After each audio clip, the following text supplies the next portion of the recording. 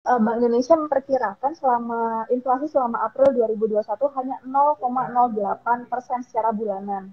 Hmm. Apa ini artinya masyarakat tidak perlu khawatir harga-harga komoditi melonjak seperti fenomena jelang Idul Fitri di biasanya, Mbak, di tahun-tahun sebelumnya, kecuali Oke. 2020 ya. Eh, Oke, kalau Ramadan itu kan tadi saya bilang di Ramadan ini. Assalamualaikum warahmatullahi wabarakatuh. Selamat sore teman-teman berita baru. Seperti biasa ya, hari Selasa karena ini bulan Ramadan jadi ada perubahan jadwal yang tadinya malam kita live-nya sekarang sore. Nah, Selasa hari ini kita akan ngobrolin tentang inflasi. Kata inflasi tentu sudah tak asing lagi terdengar ya, apalagi jika menyangkut pemberitaan stabilitas perekonomian. Momen terdekat kali ini itu Idul Fitri. Jelang Idul Fitri, bahkan terkadang sebelum Ramadan, kita akan berada di suatu keadaan di mana terjadi kenaikan harga-harga barang dan jasa. Ditambah lagi, saat ini perekonomian sedang fase pemulihan setelah terdampak COVID-19 ya. Secara umum, inflasi dikenal sebagai kenaikan harga-harga barang dan jasa. Inflasi di Indonesia terjadi secara musiman. Salah satunya saat momen ketika Ramadan tiba dan menjelang datangnya Idul Fitri. Data yang diperoleh Badan Pengkajian dan Pengembangan Perdagangan, Kementerian Perdagangan pada awal Maret 2021 merilis angka bahwa inflasi volatil food menjelang Ramadan dan Idul Fitri adalah 2% atau jauh lebih tinggi dibandingkan inflasi tahun 2019 dan 2020 yang berada di bawah 1%. Nah, beberapa penyebab inflasi antara lain itu harga naik karena permintaan meningkat, adanya kartel bahan pokok, rantai distribusi yang panjang, dan faktor iklim penyebab gagal panen. Ya, dalam hal ini pemerintah pusat dan pemerintah daerah bertanggung jawab untuk menekan lajunya inflasi, setidaknya dengan beberapa langkah, yaitu membuka pasar murah, kemudian memastikan ketersediaan bahan pokok di tengah masyarakat itu juga merupakan hal-hal yang penting yang harus dilakukan oleh pemerintah. Lalu bagaimana nih strategi yang paling ampuh untuk mengendalikan inflasi jelang Idul Fitri 2021? Kali ini kita akan ngobrol bersama pakarnya dari Indef, yaitu Mbak Riza. Sebentar, kita cek apakah Mbak Riza sudah bergabung bersama kita. Halo teman-teman berita baru, semoga puasanya hari ini lancar semuanya ya. Ini saya masih nungguin Mbak Riza dari Indef buat bergabung ngobrolin tentang inflasi pada hari ini. Halo, Assalamualaikum warahmatullahi wabarakatuh, Mbak Riza. Waalaikumsalam Mbak Reza. Bagaimana puasanya, Mbak? Alhamdulillah. Lancar. Mbak Reza gimana? Lancar. Alhamdulillah, lancar. Mbak, kita lagi mau ngobrolin tentang inflasi nih, Mbak. Iya. Apa aja sih kira-kira yang bisa menekan inflasi selama jelang Idul Fitri terutama, karena kita kan mau menghadapi Idul Fitri ini bentar lagi, Mbak. Hmm. Dalam situasi COVID-19 apalagi sekarang kan pasca, ya belum bisa dikatakan pasca sebenarnya, tapi sekarang kan sudah masuk ke proses pemulihan perekonomian begitu ya. Hmm. Sejak awal tahun 2020 lalu COVID-19 itu terjadi. Kabarnya daya beli masyarakat masih belum pulih.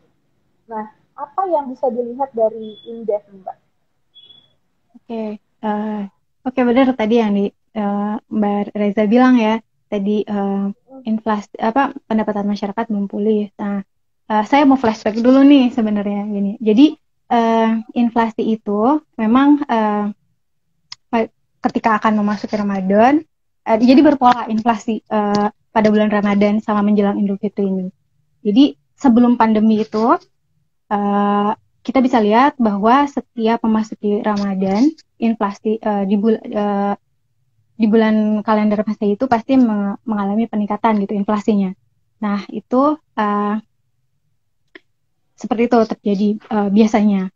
Kenapa seperti itu? Karena biasanya itu faktornya adalah permintaan yang tidak match dengan supply-nya. Jadi ada lonjakan permintaan. Karena kan pada masuk bulan Ramadan itu biasanya orang-orang belanja kan, persiapan gitu. Nah, kemudian menjelang Idul Fitri juga lebih-lebih lagi. Jadi bukan hanya makanan, tapi menjelang Idul Fitri itu biasanya yang melonjak adalah nanti dari sisi transportasi bahan bakar, karena kan tiket naik ya, biasanya ada tuslah-tuslah gitu loh. Ya, kalau naik kendaraan umum gitu ya. Nah, terus udah gitu di sisi lain juga pendapatan saat itu stabil dan cenderung biasanya kalau Idul Fitri itu kan ada THR, kemudian orang-orang mulai mencairkan tabungannya, simpanannya gitu ya, untuk Idul Fitri itu. Nah, bagaimana saat pandemi? Nah, saat pandemi di 2020 kemarin itu, karena kan pemerintah itu mengumumkan pandemi itu awal Maret ya, tahun 2020. Kemudian di April itu kita mulai puasa gitu, Mei Juni gitu. Nah, itu imbasnya adalah mulai langsung kan terasa gitu. Mulai terasa di ekonomi gitu kan. Sektor-sektor mulai terguncang karena ada pembatasan mobilitas gitu kan, mobilisasi. Nah, itu pada saat Ramadan itu tahun kemarin turun justru inflasi gitu kan, dibanding tahun kemarinnya gitu. Nah, tapi tetap terjadi inflasi gitu. Nah, apa yang menyebabkan inflasi pada tahun kemarin? Ya tetap bahan pangan ya, bahan pangan dan makanan jadi gitu.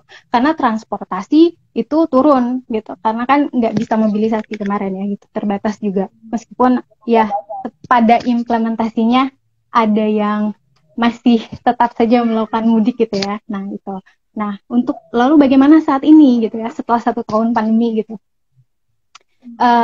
Perekonomian saat ini kan sudah beranjak membaik ya, pertumbuhan ekonominya kita. Nah, itu kemudian mobilisasi juga sudah mulai diizinkan meskipun terbatas gitu.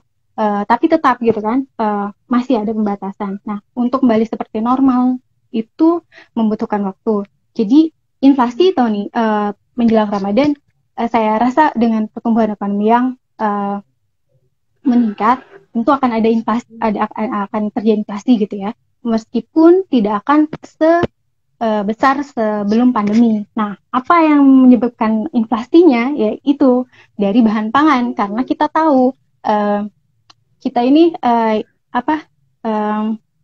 masih berkendala dengan supply bahan pangan gitu ya.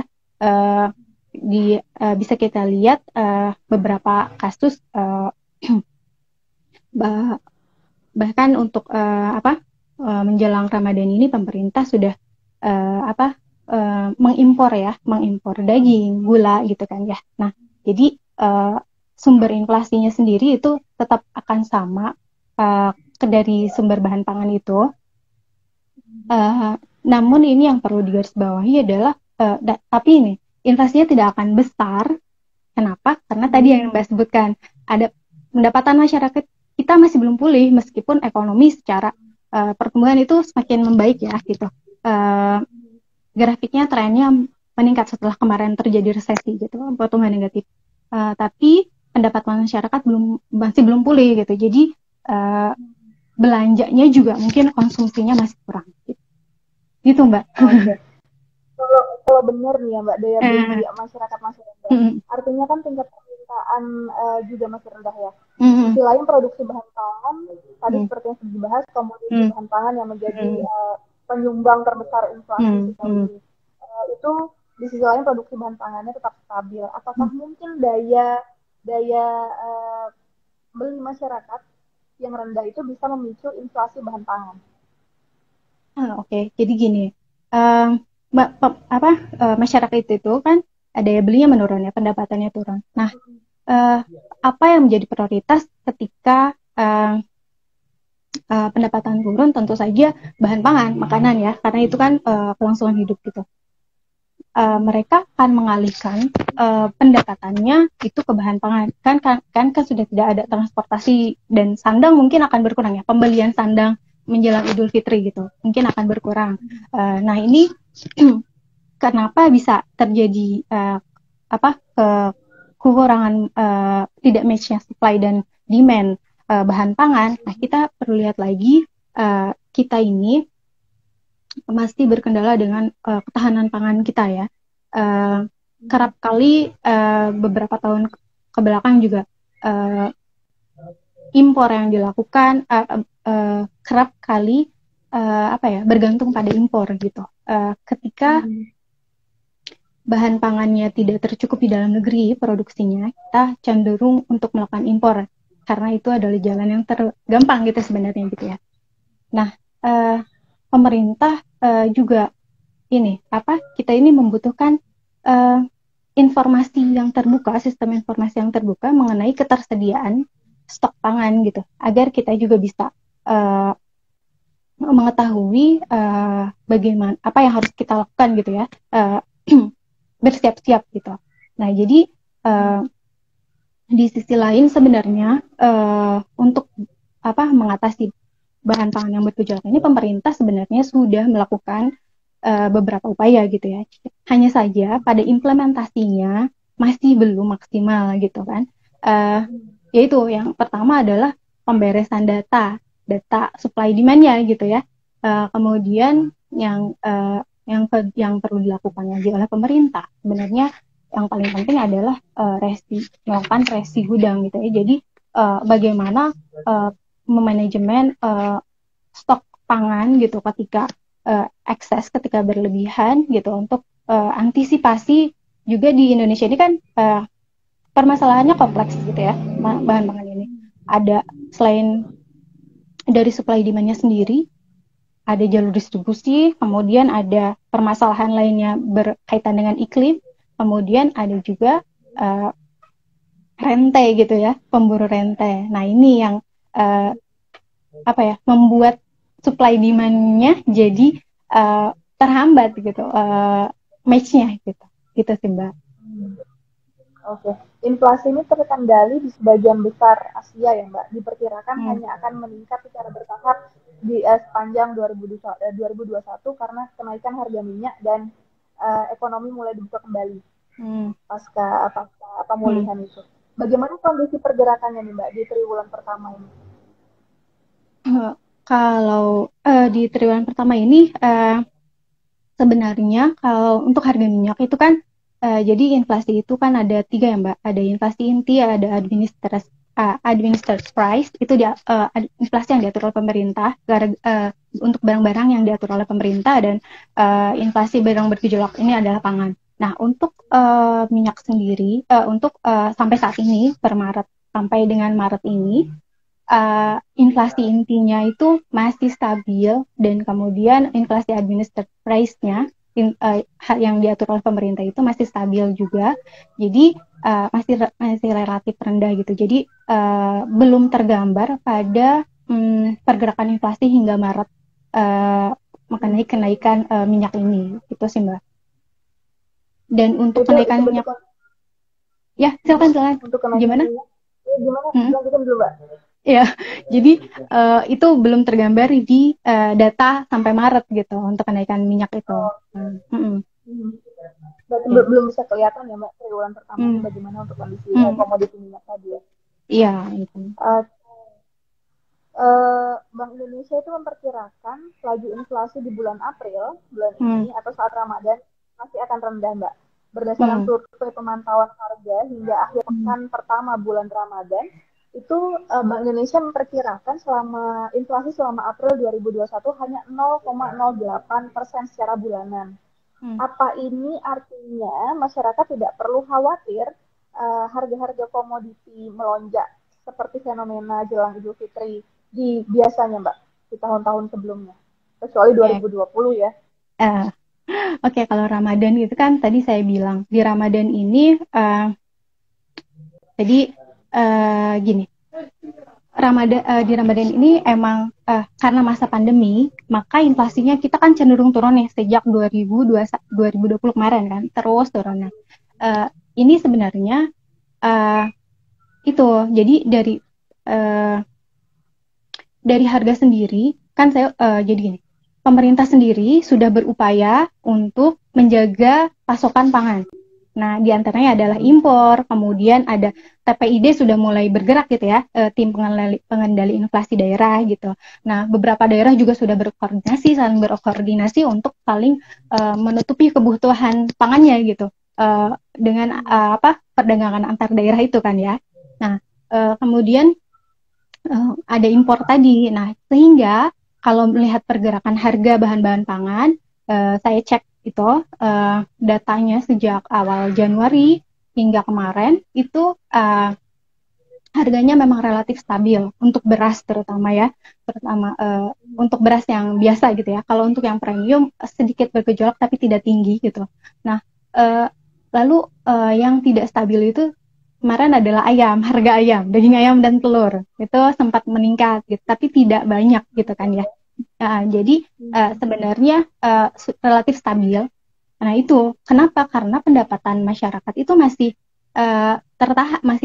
masih turun gitu. Banyak yang terkena PHK, banyak yang kena pemotongan gaji, banyak yang terkena istilahnya menjadi setengah pengangguran, penghasilan jadi tidak penuh. Nah itu gitu sih Mbak. Oke. Awal Maret lalu itu Kementerian Perdagangan merilis angka inflasi volatile food menjelang Ramadan dan Idul Fitri sebesar 2%. Ini benarkah Mbak angka inflasi realnya sampai hari ini itu masih sebesar itu? Angka inflasi realnya menjelang Ramadan, saya belum cek untuk yang angka inflasi realnya menjelang Ramadan ya, untuk yang tahun ini gitu ya. Tapi untuk data yang saya punya itu angka inflasi di Ramadan tahun 2020 itu monthly-nya itu turun gitu, karena kan tadi saya bilang itu adalah tahap pertama kita terkena shock pandemi gitu, sehingga inflasinya turun gitu di bulan April dan Mei tahun 2020 itu turun karena itu ada pemutusan tiba-tiba dirumahkan, pendapatan berkurang gitu. Jadi dan itu harga-harga pangan itu tidak banyak berubah gitu.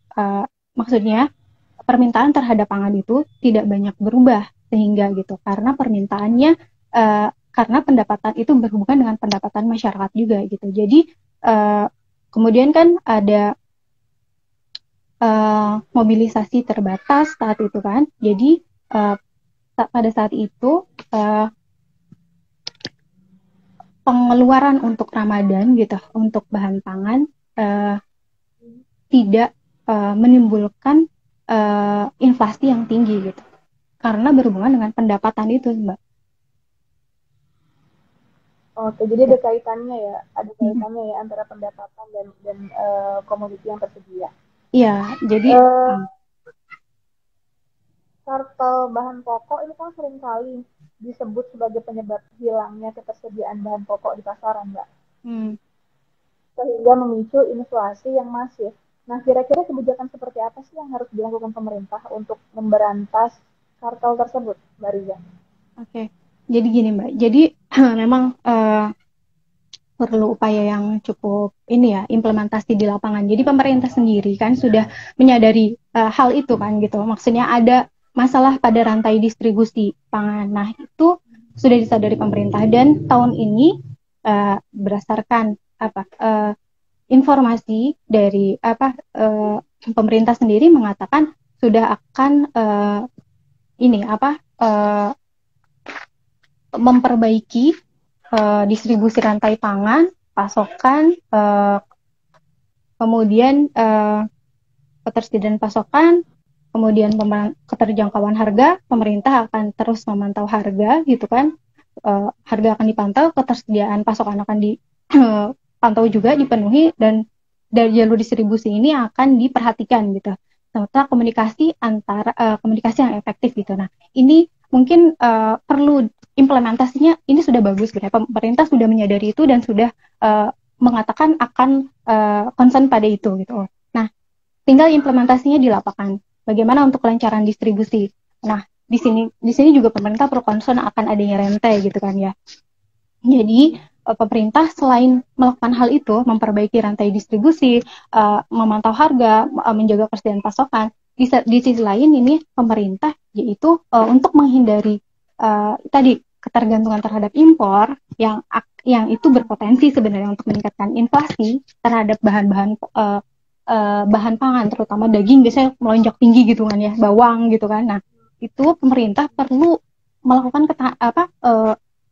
memperbaiki data ketersediaan pasokan dan ini apa namanya ketahanan pangan. Jadi harus digalakkan implementasi di lapangan, produksi harus meningkat gitu untuk pangan. Gitu. Untuk komoditi bahan pangan nih Mbak, tadi kita udah menyinggung beberapa kali pembahasan tentang impor ya. Okay. Kalau untuk jenisnya tuh komoditi apa sih yang paling banyak kita itu mengimpor? Oke. Untuk tahun ini di momen-momen ya. Biasanya tuh pemerintah biasanya kita ini impor pemerintah itu biasanya impor daging, terutama daging sapi gitu ya, daging lembu, kemudian bawang putih dan gula gitu ya. Nah, terutama untuk bawang putih dan daging gitu ya. Nah, ini sebenarnya kita sudah kita bisa melakukan karena kita udah tahu penyebabnya itu yang biasanya meningkat. Nah, seharusnya dua komoditi itu yang menjadi concern selain yang lain ya gitu. Maksudnya mulai diperhatikan dan mulai membuka kerjasama atau membuka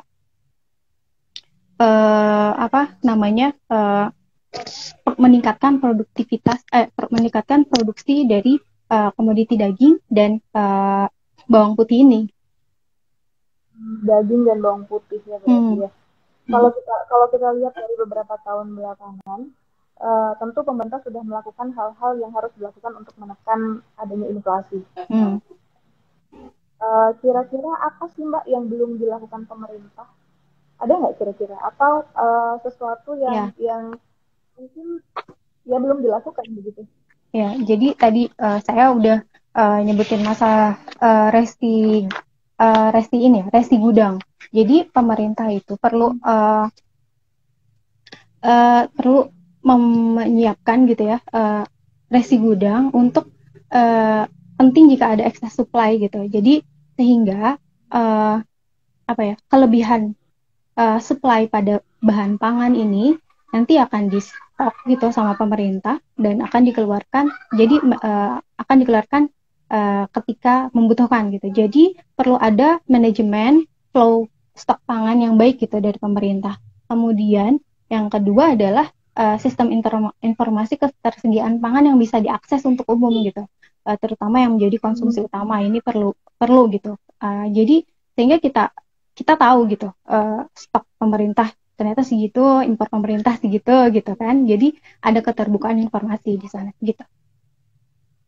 Kalau ada bisa diketahui oleh masyarakat luas terkait komoditi apa saja yang kurang, stok pemerintah yang tidak berisi gitu, apa tidak ditakutkan nanti adanya berbondong-bondong masyarakat membeli komoditi itu takut nggak terpenuhi lagi kebutuhan di komoditi tersebut? Nah ini juga satu. Jadi gini, ini terutama akan sebenarnya itu bisa dilihat seperti itu kalau untuk negatifnya. Tapi di sisi positifnya adalah begini. Ketika ada keterbukaan informasi publik, ini akan meminimalisir rantai tadi, kemudian akan meminimalisir kartel yang tadi Mbak sebutkan, dan ini juga bisa menjadi peluang untuk masyarakat. Oh, mungkin saya ketika melihat ini bisa berkolaborasi dengan pemerintah gitu untuk melakukan peningkatan produksi bahan pangan tadi gitu Mbak. Untuk terkait impor tadi juga Mbak, apakah memang iya kebutuhan di dalam suaranya terdengar jelas Mbak? Iya ya. Oke, udah. Apakah memang tidak mencukupi Oke. Sehingga kita harus mengambil kebijakan untuk mengimpor. Nah, ini tentu ada pertimbangan karena gini, produksi bawang putih Indonesia itu memang kita kerap kali impor gitu ya untuk bawang putih ini. Berarti di situ ada kebutuhan untuk impor gitu karena kurang, dan ini bisa memicu inflasi. Nah, di sisi lain seperti saya bilang, berita-berita mengenai penumpukan bahan pangan juga oleh beberapa oknum gitu sempat terkuak gitu kan oleh media gitu. Jadi ini yang diperlukan, stok real gitu. Makanya tadi saya bilang perlu ada sistem informasi. Jadi stok real itu nanti pemerintah bisa tahu stok realnya berapa. Ketika ternyata tidak keluar di masyarakat, berarti kan bisa ditelusuri. Berarti distribusinya ada yang salah gitu. Nah, jadi menurut saya gini. Jadi itu memang impor, memang kita ada kebutuhan untuk bawang putih dan daging gitu. Memang gitu. Oke. Mbak, tadi kita juga udah ada ngobrolin tentang TPID tadi ya. Apa Mbak? Maaf. TPID. Tadi kita ada ngobrolin tentang TPID, pengendalian inflasi daerah. Itu kan sejak lama di tingkat daerah itu juga sudah dibentuk TPID itu, tim inflasi, tim pengendalian inflasi daerah ya. Sebenarnya apa sih peran strategis tim ini? Sebenarnya saling berkoordinasi ya. Jadi di daerahnya itu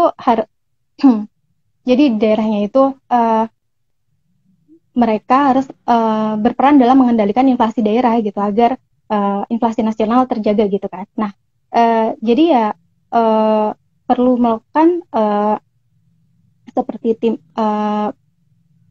melakukan investigasi apa ya istilahnya. Jadi melakukan pengawasan terhadap harga-harga bahan yang menjadi keranjang inflasi gitu, yang ada dalam keranjang inflasi seperti bahan pangan gitu kan, kemudian transportasi, pendidikan segala macamnya itu harus dipantau oleh mereka gitu, terutama bahan pangan gitu karena itu penyumbang terbesar gitu baik di daerah maupun nasional gitu secara agregat gitu. Nah, yang kedua adalah semestinya itu bisa menjadi koordinasi gitu ya, koordinasi antara pusat dan daerah gitu mengenai stok stok pangan atau problem inflasi yang ada di daerahnya gitu, sehingga nanti TPID ini bisa memberikan masukan kepada pemerintah daerahnya, kira-kira apa yang harus dilakukan, apa yang kurang gitu, supaya apa yang kurang, kenapa inflasi terjadi di daerah itu, dan bisa sehingga pemerintah daerahnya sendiri bisa melakukan tindakan-tindakan preventif gitu untuk inflasinya agar terkendali gitu sih. Apakah benar Mbak yang mereka lakukan selama ini? Maksudnya benar-benar yang mereka kerjakan itu dapat menekan laju inflasi tersebut atau hanya sekedar selebrasi? Saya belum bisa mengatakan itu ya. Saya belum mantau. Saya tidak tahu kinerjanya gitu ya, kinerja TPID. Tapi sepanjang ini saya rasa yang saya lihat ini masih pemerintah ini masih masih secara nasional pemerintah pusat masih perlu berkoordinasi gitu dengan pemerintah daerah gitu. Jadi di beberapa daerah memang masih tinggi gitu inflasi, ada yang masih tinggi gitu. Jadi mungkin perlu asistensi dari pemerintah pusat kepada TPID ini agar bisa maksimal gitu ya. Itu sih Mbak. Oke. Mbak, sebelum kembali ke tema yang lagi kita bahas nih, saya juga penasaran. Cerita dikit dong Mbak tentang pengalamannya di Indes. Sejak kapan dan mengapa tertarik untuk aktif dalam riset kebijakan ekonomi? Oke. Jadi, ceritain curhat nih. Oke, saya ini aktif sejak 2017. Jadi tuh saya sebelumnya saya bekerja gitu. Kemudian saya itu sejak dulu itu emang jadi ini cerita lucunya nih Mbak. Jadi pas SMA itu saya pernah ikutan lomba gitu, tentang ekonomi gitu kan. Nah di situ saya membahas tentang laut gitu. Nah terus ininya tuh jurinya nanya gitu. Jadi saya dan tim gitu, 2 orang masuk seleksi gitu kan, masuk ke tahap berikutnya gitu. Akhirnya kita ke salah satu universitas gitu kan. Udah gitu ini saya ditanya kenapa kamu ngambil ini gitu kan, karena kamu kan daerahnya pegunungan gitu kan, asal daerah saya kan Kuningan gitu, kenapa kamu ngambil tentang laut gitu. Terus wah iya ya.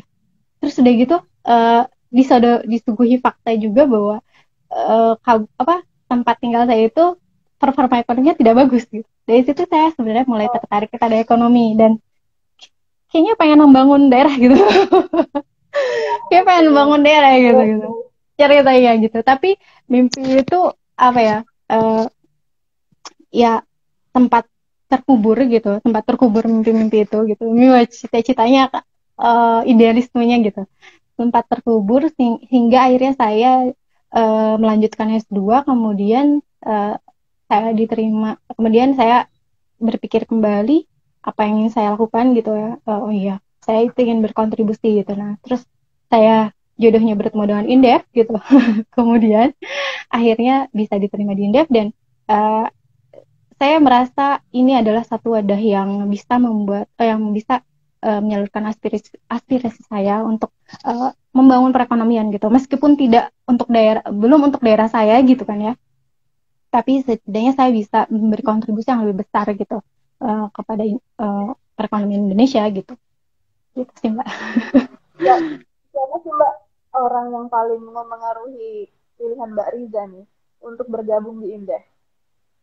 Ya itu. Jadi saya tuh gini, saya tuh tidak pernah berpikir untuk menjadi peneliti gitu ya. Tidak. Jadi ketika itu cita-cita saya adalah ingin memberi kontribusi. Nah kemudian saya berkenalanlah dengan Indef. Saya tuh mencari-cari tentang ketika sedang mencari berita-berita ekonomi gitu kan ya, untuk masukan-masukan saya gitu. Nah kemudian saya menelusuri Indef. Apa ya, visi misinya sepertinya sama gitu, apa ya, memberikan edukasi gitu pada masyarakat, memberikan kritik yang membangun, memberikan kritik dengan solusi gitu kan. Kemudian tidak hanya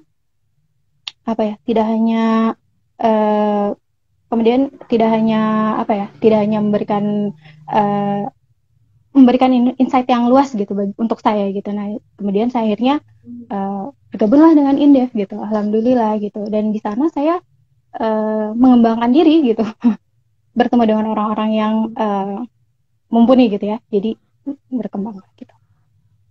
Gitu Mbak. Mbak, kegiatan Mbak Riza selain di Indef ngapain lagi Mbak? Oke, tahun ini sih saya di Indef aja ya.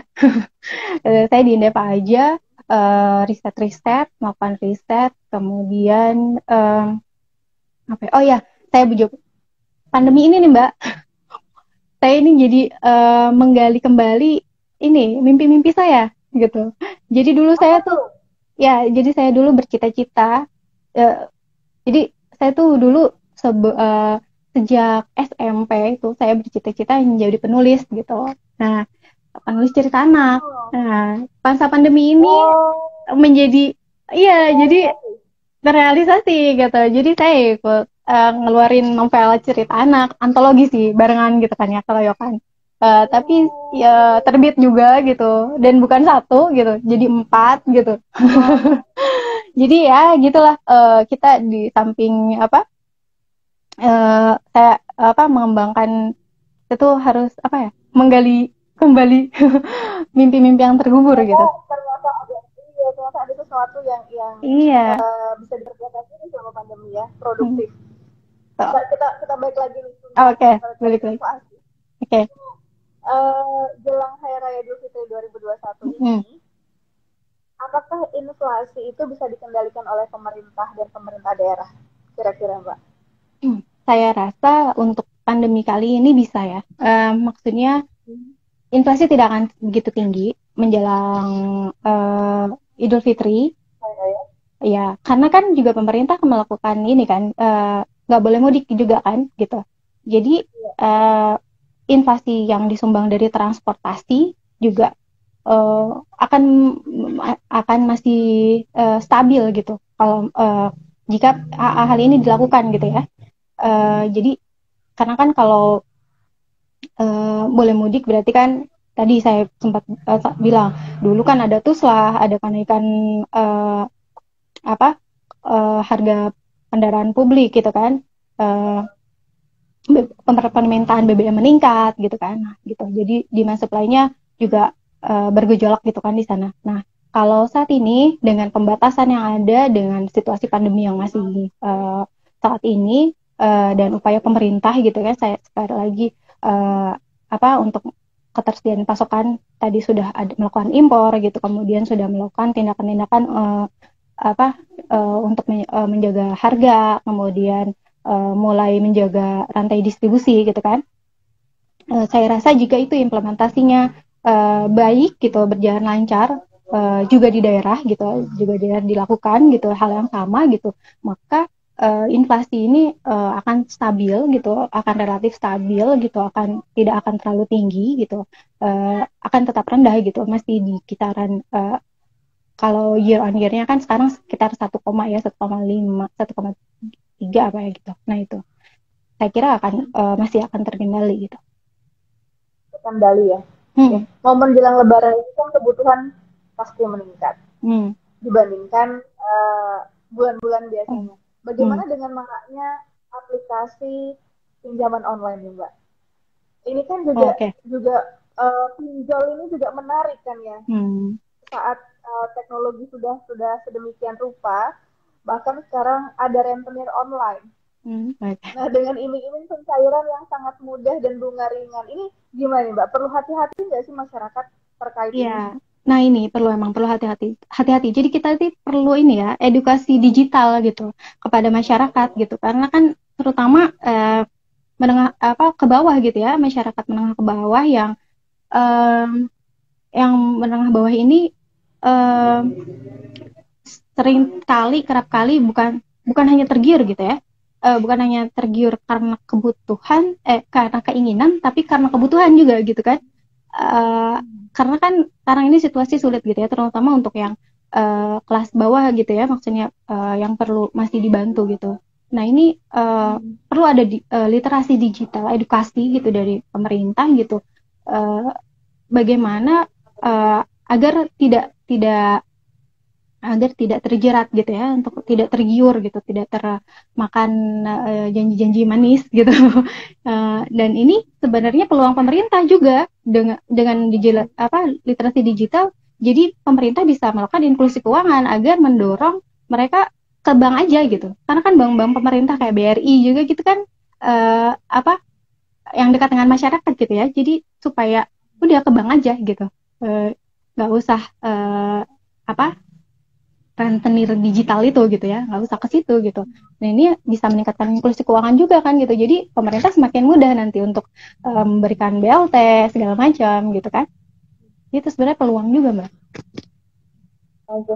Jadi yang perlu diingatkan ke masyarakat juga hati-hati dan waspada terkait dengan kalau tadi rentenir digital tadi itu ya. Betul. Sebagai gejala musiman, Mbak, apakah kebijakan yang perlu dibuat oleh pemerintah untuk mengantisipasi inflasi setiap Ramadan dan Hari Raya Idul Fitri? Kira-kira kebijakannya itu apa yang perlu dibuat supaya penanganannya ini tidak terkesan sporadis dan tergopoh-gopoh? Oke. Jadi gini, tadi saya udah bilang, pertama adalah manajemen stok ya. Tadi resi gudang yang baik gitu ya. Yang kedua adalah informasi. Data itu harus diperbaiki. Jadi miss and match kebutuhan dalam negeri itu, supply dan demand-nya bisa gini, meskipun tidak eksak sama misalnya gitu ya, tapi bisa diperkirakan gitu trennya gitu ya. Yang ketiga adalah tadi meningkatkan produksi, meningkatkan ketahanan pangan kita gitu. Jadi supaya kita tidak terseok-seok dan tidak bergantung pada impor gitu. Jadi ketiga ini perlu dilakukan gitu. Yang pertama adalah manajemen stok tadi, resi gudang yang baik. Kedua adalah informasi data yang baik antara demand dan supply gitu. Dan yang ketiga adalah ketahanan pangan. Nah ini sebenarnya bisa berkolaborasi gitu ya. Pemerintah juga sebenarnya kan sudah melakukan penanaman jagung di pulau apa gitu. Nah ini sentranya di sini gitu. Nah itu sebenarnya kan sudah ada. Nah tinggal ditingkatkan dan bagaimana berkolaborasi, melakukan kolaborasi antara universitas sebenarnya, universitas gitu. Jadi pengembangannya untuk update sistem penanaman misalnya gitu kan ya. Nah itu kemudian berkolaborasi antara universitas, pemerintah daerah, pemerintah pusat, pemerintah daerah, dan juga masyarakat taninya. Nah petani-petani ini juga diberikan terus edukasi gitu agar bisa membangun gitu bersama gitu. Nah yang penting lagi adalah ini Mbak, petani ini kan image-nya tuh kayak nggak keren gitu ya. Milenial ini kan masih terjebak dengan kata-kata petani gitu. Beda kan petani di sini misalnya sama di Amerika gitu kan kayaknya ladangnya gede gitu, keren gitu. Kayak McDonald gitu lah pokoknya gitu. Nah jadi perlu ada ya. Nah pemerintah perlu merangkul juga generasi milenial bahwa petani itu bukan yang petani itu bisa menjadi sesuatu gitu. Jadi petani itu menguntungkan gitu. Jadi dirangkul sehingga ada generasi penerus milenial ini yang bisa meningkatkan terus produksi, karena kan milenial ini kan maksudnya milenial dan Gen Z ini ya, setelah milenial ini kan cenderung inovatif, adaptif terhadap perubahan gitu. Jadi itu kolaborasi yang baik gitu antara teknologi nanti dari sisi universitas berkolaborasi gitu. Gitu sih Mbak.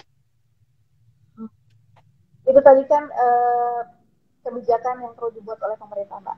Nah sekarang di sesi akhir saya mau nanya ke Mbak Riza, ada nggak sih yang ingin disampaikan untuk masyarakat terutama terkait momentum pengendalian inflasi jelang Idul Fitri ini? Ya, jadi ada nggak hal-hal yang harus? Oke.